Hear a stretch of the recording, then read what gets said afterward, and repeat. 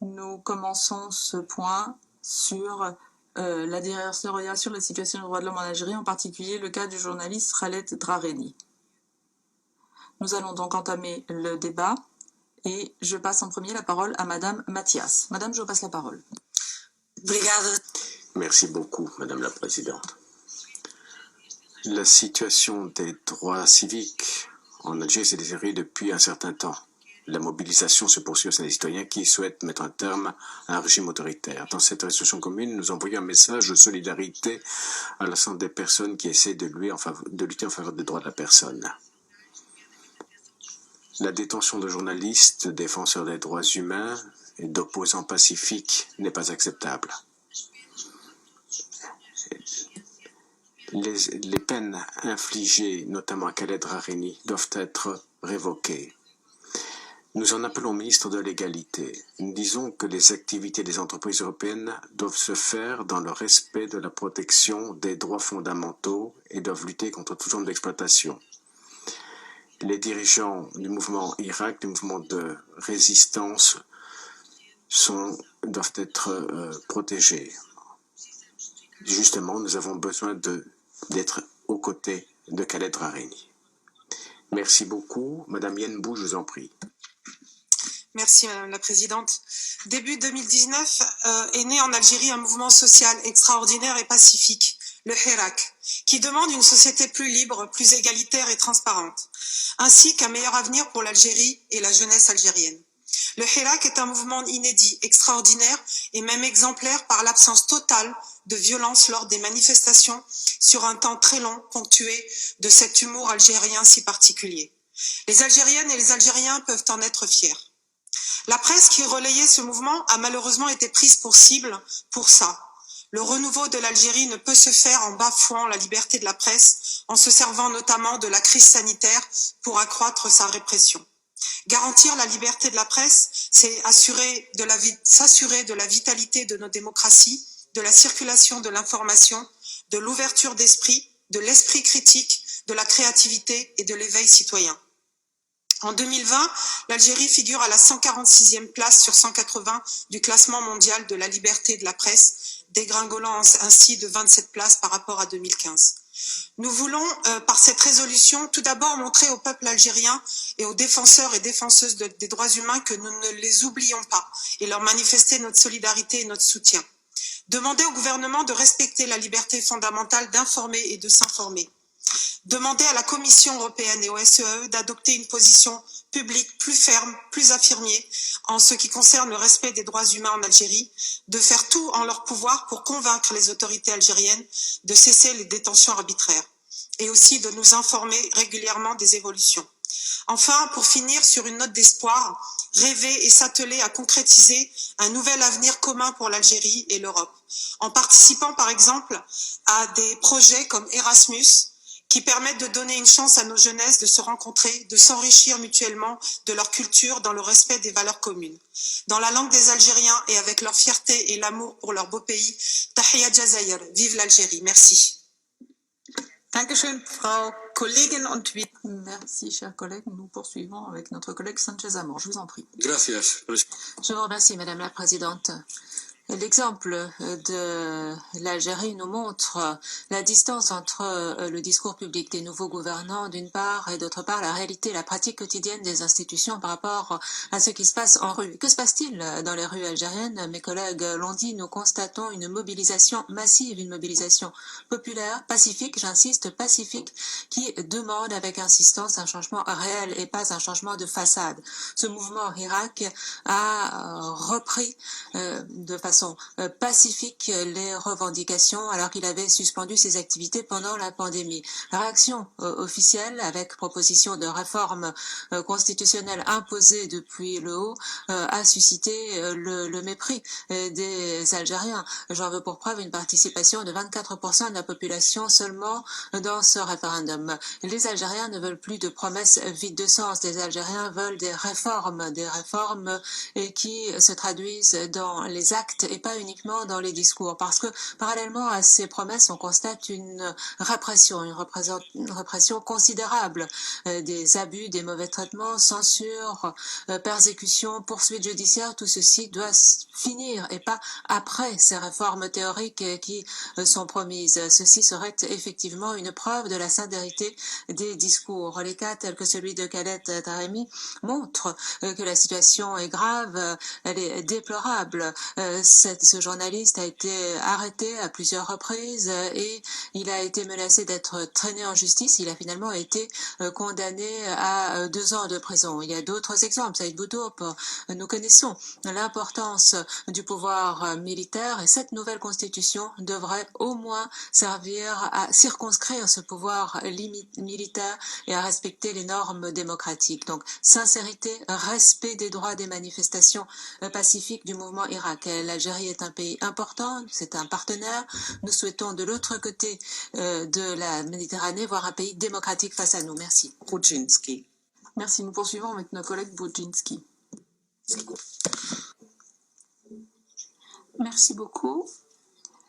L'Algérie est un pays où, comme dans d'autres pays du Maghreb, les jeunes de 18, 20, 30 ans constituent la majorité de la population. L'Algérie est un partenaire important de l'Union européenne. 18% du gaz qu'utilise l'Europe provient de l'Algérie. Ce pays vit une zone de turbulence. L'économie est dirigée manuellement. Le chômage touche principalement les jeunes. Tout ceci est à l'origine d'une vague de protestations qu'on appelait Irak. Et cette vague a eu pour résultat le changement du gouvernement, l'abdication ou la démission du président. Mais nous observons néanmoins que l'espace de démocratie se rétrécit. Nous voyons les cas de répression, surtout à l'encontre de blogueurs et de journalistes. Un exemple parfait, c'est la condamnation d'un journaliste, collaborateur de Reporters sans frontières, M. Drahimi. Son arrestation a provoqué une vive réaction de la part de ses collègues algériens et également de la communauté journalistique mondiale. Je pense que ce qui se passe nécessite d'être condamné par le Parlement européen. Nous devrions défendre tous ces militants, mais il faut souhaiter à l'Algérie un rapide redressement économique.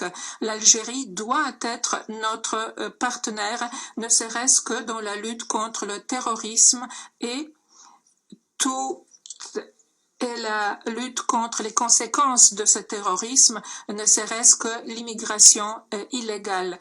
L'Europe paye un prix très fort pour le soutien au printemps arabe qui a eu pour conséquence la montée du terrorisme. Merci, chers collègues. Nous poursuivons avec notre collègue Karlsbro. La présidente, chers collègues, nous avons écouté les voix de nombreux Algériens du grand mouvement pacifique de Irak. La pression pour les journalistes, blogueurs, poètes et activistes pacifiques est inacceptable. Le régime doit entendre son pays. Je veux dire à tous les Algériennes et Algériens, à ceux qui rêvent d'un pays plus libre avec une justice indépendante, un état de droit, vous avez raison. Maintenant, je vais continuer en anglais.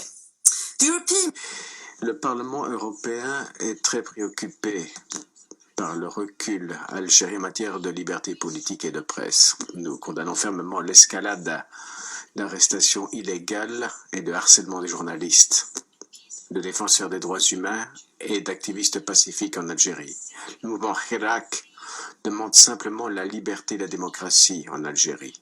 L'Union européenne doit écouter et soutenir ces personnes et le régime algérien doit octroyer la liberté et la démocratie auquel aspire le peuple algérien.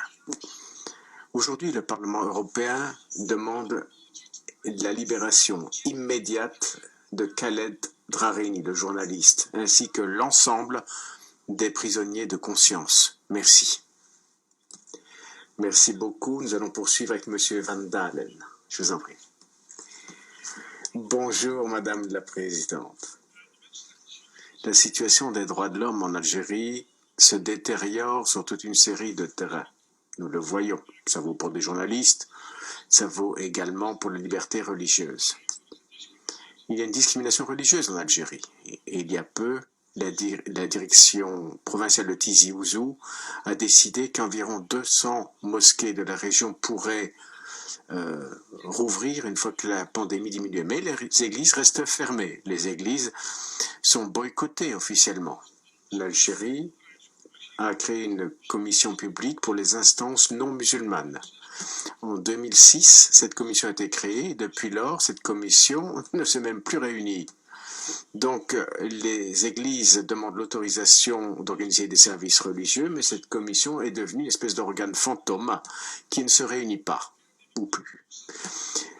Pour avoir, si vous voulez vous réunir pour une messe, par exemple, vous devez être sanctionné.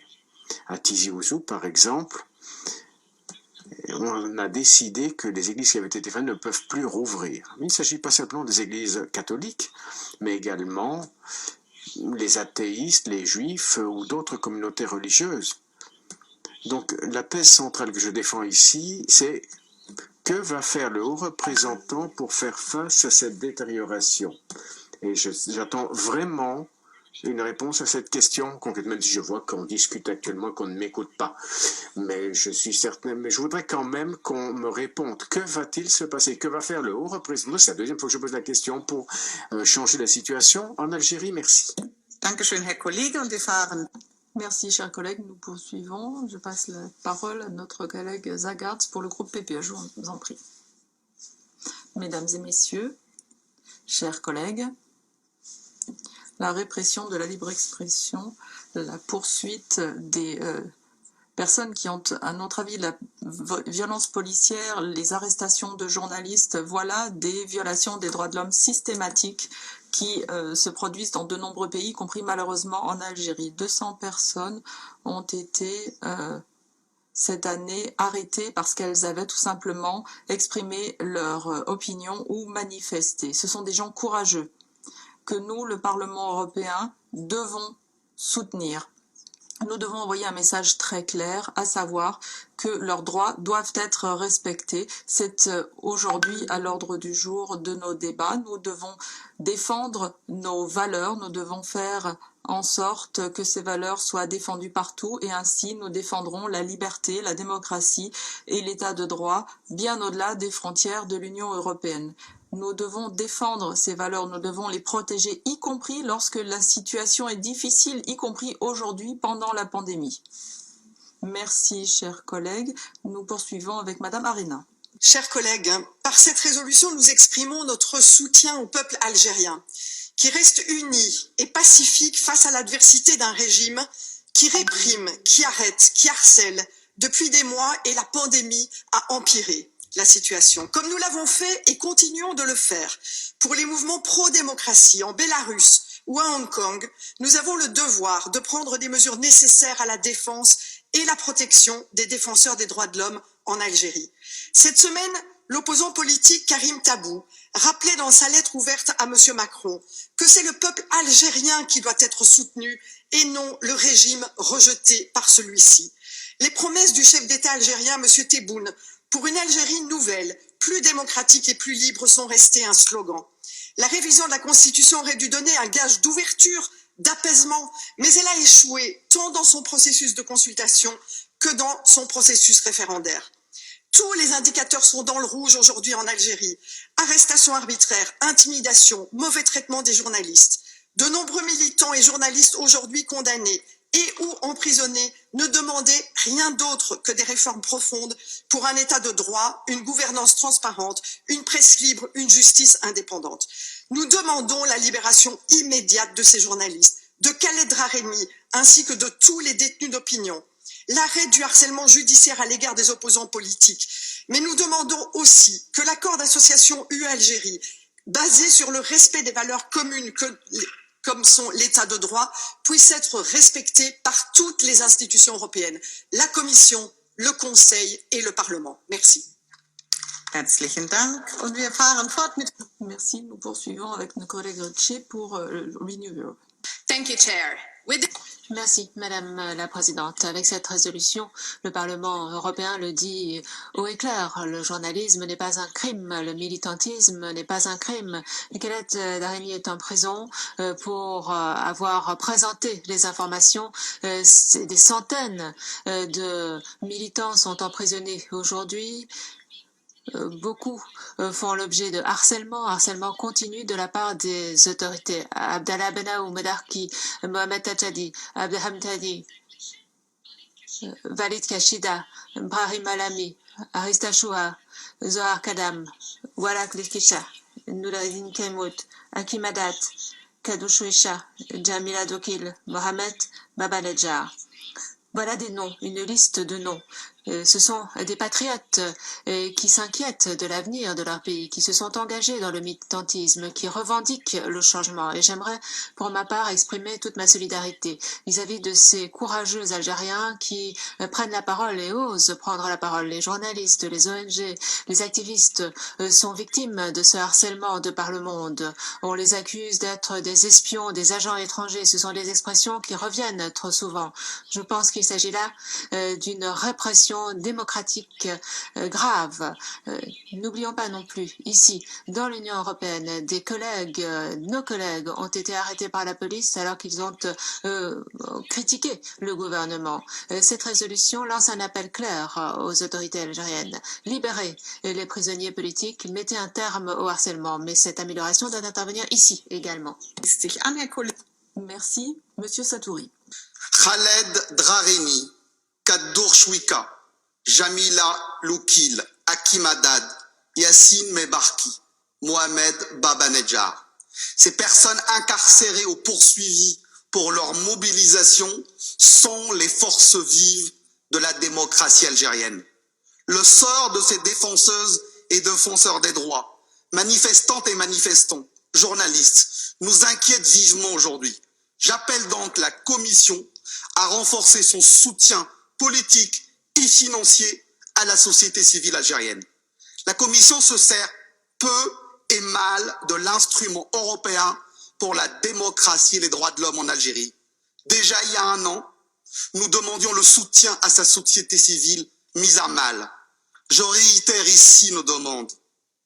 Visitez-les en prison, suivez leurs procès et soutenez les organisations agissant en faveur des droits de l'homme. Je vous remercie. Merci. Nous allons maintenant poursuivre par notre collègue Weimer au nom de l'ECR. Merci, Madame la Présidente. Être libéral, c'est essentiel. On dit que nous voulons toujours lutter pour les droits de la personne, mais d'un autre côté, on s'aperçoit qu'on ferme les yeux sur les persécutions. J'ai bien entendu Karine Karlsbro. J'ai bien entendu que vous avez fait référence à la résolution vis-à-vis de l'Algérie. Vous devez tenir compte des droits de la personne, des droits des chrétiens également. Les chrétiens sont persécutés un peu partout dans le monde. Les chrétiens sont discriminés depuis toujours en Algérie. Et ce sont aussi leurs droits de la personne. Est-ce qu'ils ne sont pas aussi importants pour eux que les autres droits de l'homme? Alors, je crois que ici, nous ne devons pas absoudre le régime de critique, bien sûr. Je suis pour ceci, mais il y a aussi une véritable hypocrisie. Les chrétiens sont les plus persécutés dans le monde. Et nous, ici, on n'en parle pas dans le texte. Il faudrait davantage faire preuve de solidarité. Merci. Merci. Notre collègue Majorino a la parole maintenant. Grazie, Presidente. Je vous remercie, Madame la Présidente. Tout ce qui a été dit est tout à fait juste. Nous nous inquiétons de la détention tout à fait arbitraire. 2 années de prison pour ce journaliste et qui n'a été coupable que d'assumer sa responsabilité professionnelle et de témoigner de ce qui se passe en Algérie sans filtre. Il couvrait ce grand mouvement de protestation qui, depuis 2019, ce sont principalement des jeunes qui revendiquent un changement démocratique profond. Nous constatons une dérive inquiétante de ce mouvement autoritaire. On utilise de plus en plus les lois de sécurité nationale pour poursuivre ces personnes. Cela touche des journalistes tels que Khaled Arenderi, mais également des syndicalistes, des opposants politiques, des défenseurs de droits de l'homme, alors que le peuple algérien demande une transition démocratique vers la liberté. Le gouvernement, parallèlement, exploite l'urgence de la pandémie pour restreindre l'espace de liberté et de démocratie. L'Europe a ignoré la Méditerranée pendant trop longtemps, pensant à l'exemple de la Libye, où est incarcéré Patrick Zaghi également. Je pense que ce contexte de violation des droits ne peut être négligé et passé sous silence aujourd'hui. Merci. Herr Kollege Grüdler. Merci, notre collègue Grudler. La liberté de la presse est un principe essentiel dans un état de droit. Je l'avais déjà rappelé ici, dans le cadre de la détention d'Ahmet Altan en Turquie. Ce principe de liberté existe sur le papier en Algérie, car la loi interdit de détenir un journaliste en exercice. Mais ce principe n'est pas appliqué. La scandaleuse détention du journaliste Khaled Drareni en est la preuve. Que reproche-t-on à ce correspondant de TV5 Monde et de Reporters sans frontières? D'avoir relayé le communiqué totalement légal d'une coalition de partis d'opposition et d'avoir critiqué le gouvernement algérien. Sa détention est aujourd'hui une claire violation de la liberté d'expression et un signal fort d'affaiblissement démocratique pour l'Algérie. C'est pourquoi nous demandons au régime algérien de permettre dès maintenant les visites de membres de sa famille, visites aujourd'hui interdites. Nous lui demandons également de libérer ce journaliste coupable d'une seule chose, d'avoir fait son métier. Monsieur le Président Tebboune, faites preuve d'humanité et montrez ainsi au monde que la liberté d'expression et les droits de l'homme ont encore du sens en Algérie. Vielen Dank und wir fahren fort. Merci, nous poursuivons avec notre collègue Reichel. Thank you very much, the Chairman. A year... Merci Madame la Présidente. Il y a un an, le Parlement a voté sur une résolution très ferme dénonçant les violations répétées des droits de l'homme en Algérie. Au bout d'un an, on constate qu'il ne s'est pas passé grand-chose. L'Algérie continue à poursuivre les journalistes et les opposants politiques. Et l'affaire de Khaled Drareni et son emprisonnement pour 2 ans pour avoir eu le courage de parler des manifestations anti-gouvernementales. La population lutte de manière pacifique pour plus de démocratie, tout comme le peuple de Bélarus dont on a aussi parlé. En tant qu'ancien journaliste, je condamne les menaces qui pèsent sur les journalistes en permanence, ainsi que la pénalisation du travail des journalistes dans le monde entier.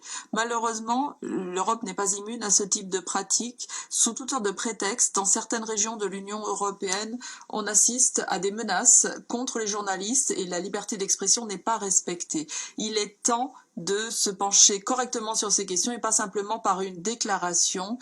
Nous devons faire plus pour lutter contre ce phénomène partout. Merci. Merci et nous allons clore avec le commissaire Lenarčič au nom de la Commission. Je vous passe la parole, monsieur. Merci, Madame la Présidente, Mesdames, Messieurs les membres du Parlement européen. Le respect des droits humains et des libertés fondamentales, y compris la liberté d'expression, représente un élément important dans les relations entre l'Union et l'Algérie. Relations qui sont gérées par l'accord d'association et qui sont également renforcées dans le contexte des priorités du partenariat. L'Union a tout intérêt à mettre en place une coopération forte et stratégique avec l'Algérie. Notre objectif est de renforcer ce partenariat bilatéral et ce, de manière durable, en mettant l'accent sur la confiance, sur la pérennité. L'Union est prête à soutenir les réformes et qui seront entreprises par les autorités algériennes. Nous devons cependant garder à l'esprit le fait que l'objectif essentiel est de satisfaire les attentes légitimes des citoyens algériens. Le dialogue doit se poursuivre, se renforcer avec l'Algérie. Et c'est là l'objectif que nous poursuivons, particulièrement au cours de ces derniers mois. Après plus d'un an sans aucune réunion institutionnelle, nous avons relancé la coopération avec toute une série de réunions au plus haut niveau dans le contexte de l'accord d'association. Nous avons également, entre autres, eu un échange de vues particulièrement ouvert et sincère en sous-commission dialogue politique, sécurité et droits de l'homme le 19 octobre. Cette réunion nous a permis d'engager un dialogue ouvert en ce qui concerne l'évolution des droits de l'homme en Algérie. Nous avons notamment mis l'accent sur l'importance de la liberté d'expression et de la liberté des médias. Nous avons évoqué un certain nombre de cas individuels dont vous avez parlé dans vos interventions aujourd'hui. Nous accélérons nos réunions d'experts, l'objectif étant d'organiser une réunion du Conseil d'association Union Algérie, et ce le 7 décembre. Entre autres, nous mettrons l'accent sur l'état de droit et les droits fondamentaux qui seront donc inscrits à l'ordre du jour de cette réunion et qui permettront d'engager un dialogue au niveau politique. Nous évoquons à intervalles réguliers les préoccupations liées à la situation des droits de l'homme et les cas individuels, et ce dans nos contacts à différents niveaux avec les autorités algériennes, ici à Bruxelles, mais également à Alger. Nous insistons sur le fait que la condamnation d'Alet Harini le 15 septembre à une peine de prison de 2 ans, nous leur avons dit que cette condamnation n'était pas encourageante. L'Union soutient les journalistes en Algérie. Nous avons un travail sur le terrain, nous supervisons et nous suivons de près la situation des journalistes algériens. Les élections